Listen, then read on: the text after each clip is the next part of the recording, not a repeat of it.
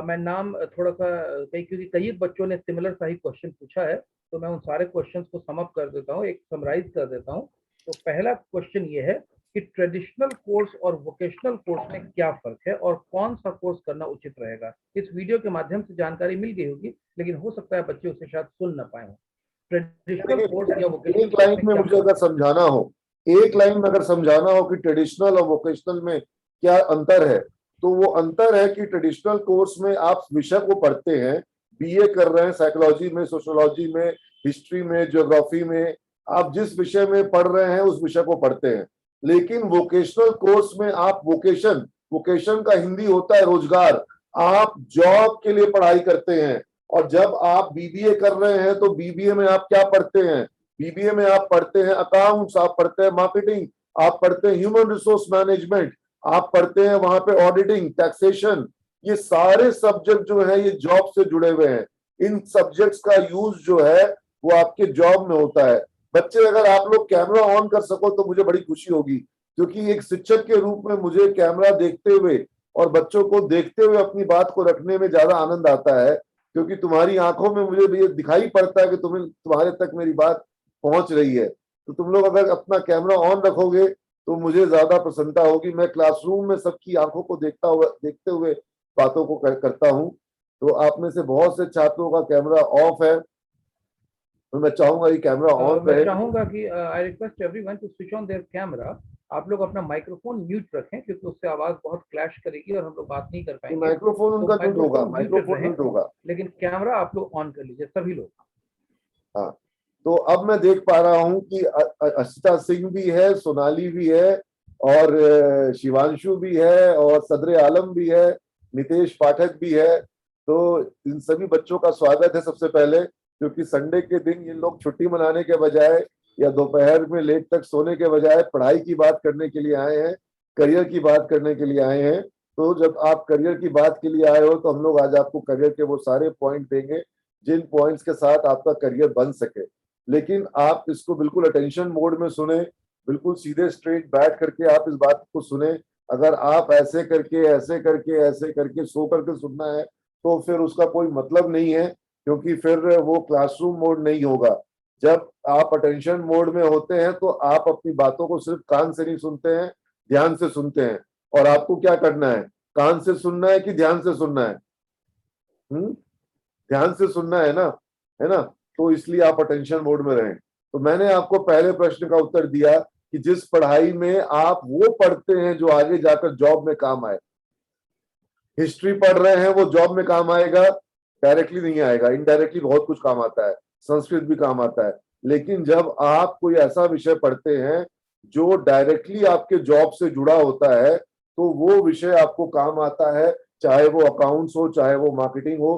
Programming, जो BCA कर रहे हैं, जो बीएससी आईटी कर रहे हैं, तो वो प्रोग्रामिंग पढ़ रहे हैं, वेबसाइट बनाना पढ़ रहे हैं, एंड्रॉइड ऐप बनाना पढ़ रहे हैं, रोबोट को प्रोग्राम करना सीख रहे हैं, तो इंटरनेट ऑफ थिंग्स को सीख रहे हैं, क्लाउड कंप्यूटिंग को सीख रहे हैं, तो ब्लॉकचेन सीख रहे हैं, बिटकॉइंस को समझ रहे हैं कैसे बनता है। तो ये जो पढ़ाई है जो कि आपके प्रोफेशन से जुड़ी भी होगी, जो फ्यूचर से जुड़ी भी होगी, जो जॉब्स फ्यूचर में होंगे। आज से 15 साल पहले, 10 साल पहले कोई सोशल मीडिया मार्केटिंग नहीं होती थी, लेकिन आज हजारों लाखों की संख्या में लोग डिजिटल मार्केटिंग कर रहे हैं और सोशल मीडिया मार्केटिंग कर रहे हैं। तो क्या उस तरह के जॉब से लोगों को फायदा हो रहा है कि नहीं हो रहा है? तो आपको वो जॉब की पढ़ाई करनी होगी जो जॉब भविष्य के जॉब हो। आपके पिताजी, आपके दादाजी के समय में जो जॉब पॉपुलर थे, अब वही जॉब करके काम नहीं होगा। पहले अकाउंटिंग कागज पर होती थी, बही खातों पे होती थी, आज कंप्यूटर पे होती है, और आने वाले दिनों में क्लाउड कंप्यूटिंग पे अकाउंटिंग होगी। वो सारा कुछ ऑटोमेटिक हो जाएगा। तो जीएसटी का आप जैसे ही बिल जनरेट करेंगे वैसे ही वो आपका अकाउंट्स भी बनते जाएगा। तो ये जो फ्यूचरिस्टिक जो दौर है और जो चीजें आप अपने सामने देखेंगे, ये आपको उसकी तैयारी करनी होगी। तो जो बीबीए की पढ़ाई है, जो बीबीएम की पढ़ाई है, जो बीसीए की पढ़ाई है, जो बीएससी आईटी की पढ़ाई है, वो उन चीजों की पढ़ाई है जिन चीजों का जॉब से डायरेक्ट कनेक्शन है, जहां पर जॉब से डायरेक्ट जो जॉब में करना है वही आपको सीखना है। आप समझ रहे मेरी बात को? और आपको जो जो जॉब में बीए अप्लाई करेगा, जो जॉब में जो एक बीएससी अप्लाई करेगा, ट्रेडिशनल कोर्स वाले जिस जॉब में अप्लाई करेंगे, अगर वो अप्लाई करेंगे यूपीएससी के लिए, अगर वो अप्लाई करेंगे बैंकिंग के लिए, पीओ के लिए, उन सारे जॉब में BCA, BSc IT, BBA, BBM, ये बीकॉम प्रोफेशनल, ये जो वोकेशनल कोर्स है वो उन सारे जॉब में अप्लाई कर सकते हैं जहां पर बीए अप्लाई करेगा। लेकिन ऐसे बहुत से टेक्निकल जॉब होंगे जहां पर बीएससी आईटी अप्लाई करेगा, जहां पर बीसीए अप्लाई करेगा, लेकिन वहां पर बीए अप्लाई नहीं कर सकता है। मेरी बात समझ रहे हैं? मैं रिपीट करता हूं, जहां जहां बीए अप्लाई करेगा, बीए आर्ट्स, जहां जहां पर बीएससी साइंस अप्लाई करेगा, वहां वहां पर बीएससी आईटी भी अप्लाई कर सकता है और बीबीए भी अप्लाई कर सकता है, बीकॉम भी अप्लाई कर सकता है।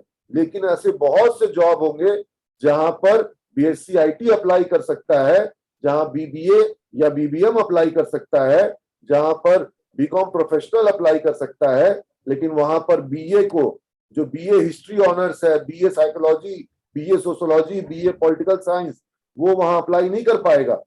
जैसे कंप्यूटर टेक्निकल से जुड़ा हुआ बैंक में जो जॉब आएगा, हाई कोर्ट में जो जॉब आएगा, सेक्रेटेरिएट में जो टेक्निकल का जॉब आएगा, वहां पर बीसीए, बीएससी आईटी अप्लाई करेगा, लेकिन ट्रेडिशनल वाला अप्लाई नहीं कर पाएगा। और बीए जो है जहां अप्लाई करेगा वहां बीसीए भी अप्लाई करेगा। तो आप पढ़ाई कौन सी करना चाहते हैं? जहां सिर्फ सब्जेक्ट की पढ़ाई हो, जहां वो पढ़ाई हो कि जॉब में जो काम करना है वो पढ़ लिया, तो जो काम आगे जॉब में करना है वो अगर पढ़ना है तो आपको वोकेशनल कोर्स करने होंगे। मुझे लगता है आप सब लोग को मेरी बात समझ में आ रही है। अगर समझ में आ रही है तो थम्स अप का साइन बनाना आता हो, इसमें जूम ऐप पे थम्स अप का साइन होगा, वो आप बना के दिखाओ अगर आपको मेरी बात समझ में आ रही है। ओके, आप सब समझदार हो, आप सबको मेरी बात समझ में आ गई। Thank you all of you. ठीक है, थैंक यू सर। तो ये था